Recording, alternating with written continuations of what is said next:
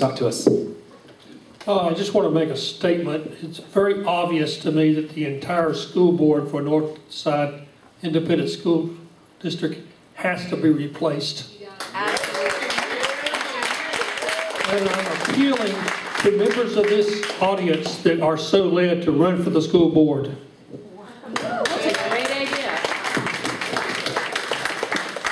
I want to make a comment in that regard. These people are supposed to be representing their district, and they are not doing it, as we can see tonight. And I want to challenge the guy in the hat. What's your name with the hat, with the white hat? Chris? Have you guys considered doing a petition?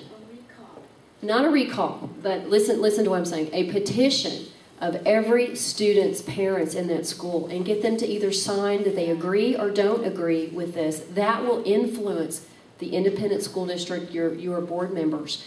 And if you do a petition and you get 60 people and they say, well, that's not enough. Well, we'll go get more, get 90, get 100, 150, 200. Those numbers keep going up, they're going to change their mind. You watch what I say. That's the action item that needs to happen. Would you say to specify on the parents themselves? Parents vote. Kids don't vote for school board. You go get a petition for the parents of that school, every single one, because you've got a list. If you've got, you've got a list of, yes, you do that. That's the action item that needs to be taken away, and that will influence that board, and they will change their mind. We'll get around this. And I was even saying, I was telling them at some of the initial board meetings that, yeah, you're going to have to come up for re-election. And at this point, I'm livid enough to show up at any place where they're going to be forced to speak with the public, and they won't be able to hide behind their desk of authority. And again, just for the record, anyone showed up late, Northside Independent School District, several people on this panel, I'm sorry, not on the panel, but Texans for Accountable Government and a few other individuals by email, by U.S. postal mail, and by telephone reached out to a number of employees with Northside Independent School District. All of them either refused or declined or didn't answer. So got to make that clear in case you were tardy. There's your info. Sir, last but not least, go ahead. Well, I just want to make a general statement. I want to thank each and every one of you for doing what you do. If it's not for without you doing your hard work and your research, this issue wouldn't be as big as it has become. It's actually gone worldwide. I actually do a little bit of work with We Are Change. We did actually do a petition to get parents and children and the general public aware of this, and we've collected around 600 signatures. I even took a Halloween weekend to get it done. And we collected a lot then.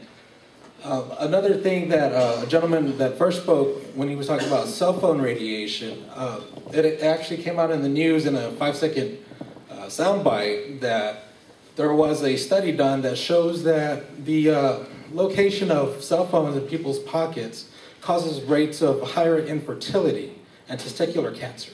So that is something that has been reported in mainstream media. It's not just some kind of conspiracy theory. It's actually real, and there are health concerns that I don't even carry a cell phone. That's how bad, I think it is. I just won't carry a cell phone. That's what happened. We were calling you earlier. You didn't answer. That's what happened. I use the internet. And lastly, if you don't, I'm sorry, but it's getting so... but let me make one more point. This thing is not going to just stop with Northside Independent School District. SAISD, I had the chance to talk to former Mayor Ed Garza, who was the superintendent at SAISD. I asked him, are you guys thinking about implementing this RFID tracking system in the SISD district? And he said, I don't know anything about that. And I was like, are you sure about that? Because in the Northside Independent School District, they're doing that, and we're fighting against that. And we're not going to be the only ones. We got the ACLU, we got Digital Frontier, we got everybody on this. And there's a lot of parents that want to have a forum. At least give the parents the option to talk about it, give us a forum so that we can make a decision and either influence the way, the schools run, the policies run. What's wrong with, getting a tardy slip, from wherever you are, your counselor or whatever. And so it's not going to stop. He later admitted to me, he said, well, we're going to take a look at the Northside Independent School District's data after this year and see what the results are. So they're thinking about it. They're just not telling us about it. Thank you very much. Thank you. And very last, thank you, sir. If I could comment real quick on what he had to say about the tardy slips, and that's the biggest problem with Northside and their whole pilot program. And well, if he's not in class, he's marked absent. No, they're not. If I'm in the counselor's office, well then my counselor will write me and pass the class, and they'll mark me present for that class. If I'm in the restroom when the bell rings, there's somebody out there who takes my ID down and prints me a tardy pass, takes me to class. Boom, I'm marked absent. So they can't say, oh, she wasn't in class, she's absent. No, because if I get there 30 seconds later, you're gonna go fix my attendance, and they have to. They will go fix your attendance and mark you as present. They'll mark you as tardy, excused tardy, whatever, but you're marked present. I would like to thank everybody that in the audience and the panel that's here. We came from Austin to come down here.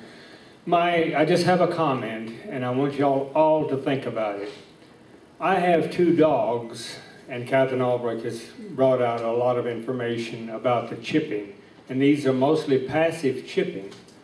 I don't want my dog to have a chip. Amen. Why my children? Thank you.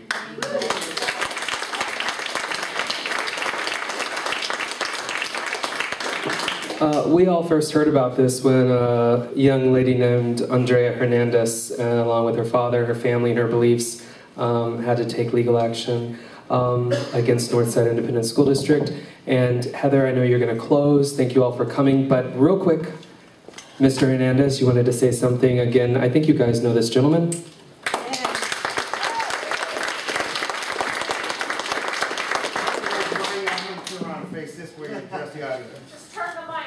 I got it. First of all, I'd like to thank everybody for showing up. It's absolutely wonderful that you're all here tonight. I'd like to thank this panel. I'd like to thank my daughter for standing up. I always get a little emotional around the mic, so I apologize. I'm just very proud of my daughter. She stood up straight, and she won't bend. She forgoed her education at John Jay High School for her religious beliefs. She said, I would much rather go to Taft High School than have to walk around and be forced to carry an RFID tracking chip. I want you all to know, I put this on your seat tonight, okay? I want you to know something. No matter what NISD tells you, they have changed the cost on this program 4 different times.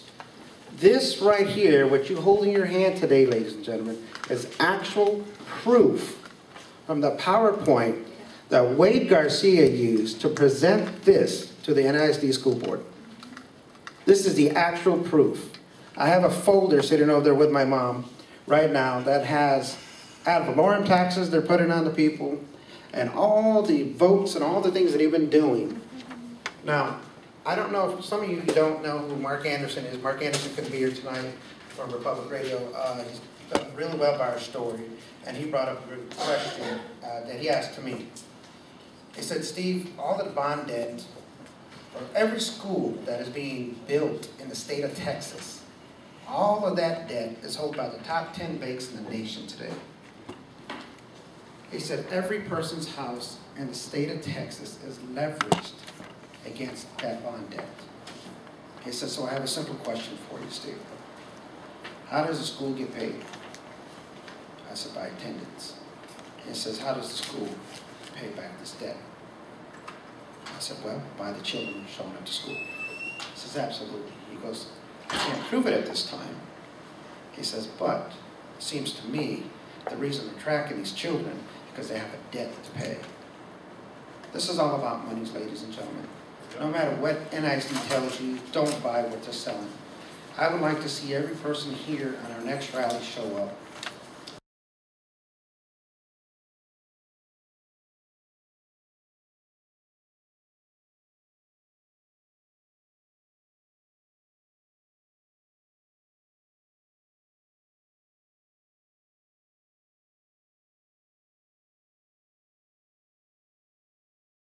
I don't want to lose track. I don't want to lose track of the real reason why we're here tonight. We're here for my baby.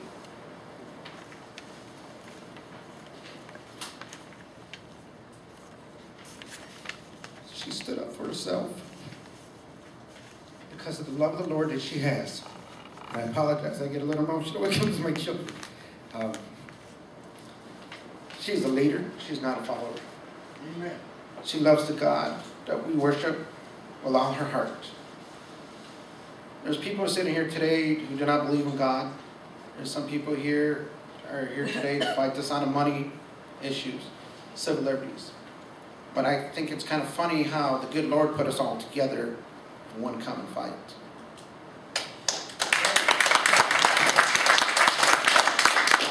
I'm not going to be as gracious as everybody up here. We're saying, you know, well, I'm kind of sorry the NISD didn't show up tonight. I'm glad NISD didn't show up tonight.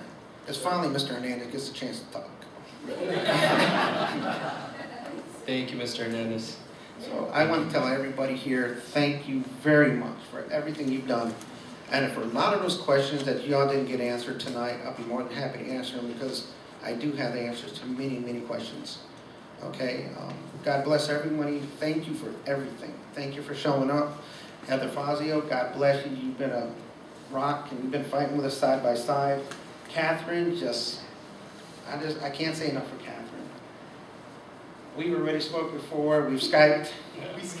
And it was a good night for us. We had a Google Hangout. Yes, we had a Google Hangout. Lord, thank you for coming. Andrea, I love you, baby. My man, thank you for moderating. I really appreciate it. Miss Katie right here is an absolutely beautiful woman who has given up her time with her children and her family to fly to San Antonio several times.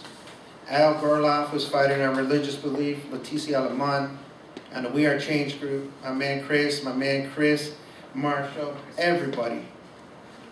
I love you all, and God bless every you. Malcolm, I didn't forget you. Okay? God bless you, but I just want to tell you, please, folks, please stand up together. It's only the beginning.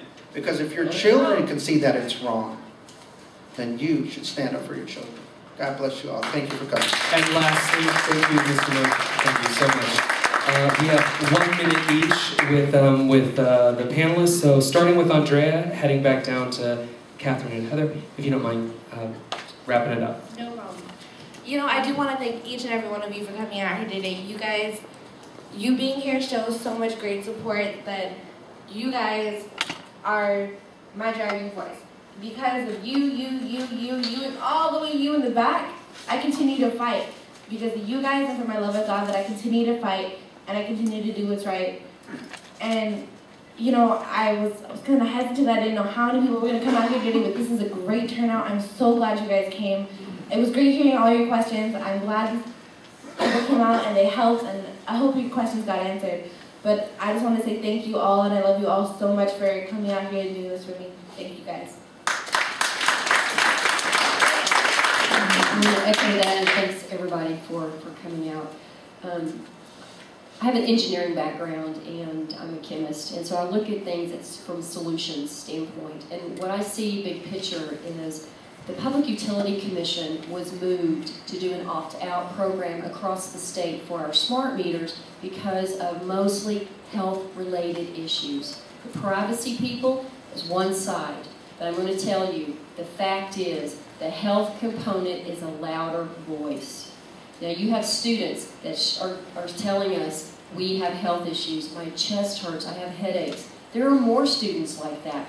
Go out there and get them, and get their parents to sign that petition and make this a political fight, local political fight. That's where the power is. Focus on the health issues. That's my feedback. I guess, you know, my final point would be, I don't know how you could track a child all over a school and not violate their constitutional rights to privacy, to association, to worship as they choose. There is no right. Children have constitutional rights? They still do. It's crazy. Thank you. It is, and at school they can be greatly lessened, and that, you're absolutely right there. Well, you know, it's important to distinguish between like Fourth Amendment rights versus First Amendment rights, right? Like you don't check your first, as we know from the case that happened with Northside, you don't check your religious liberties or your religious freedoms when you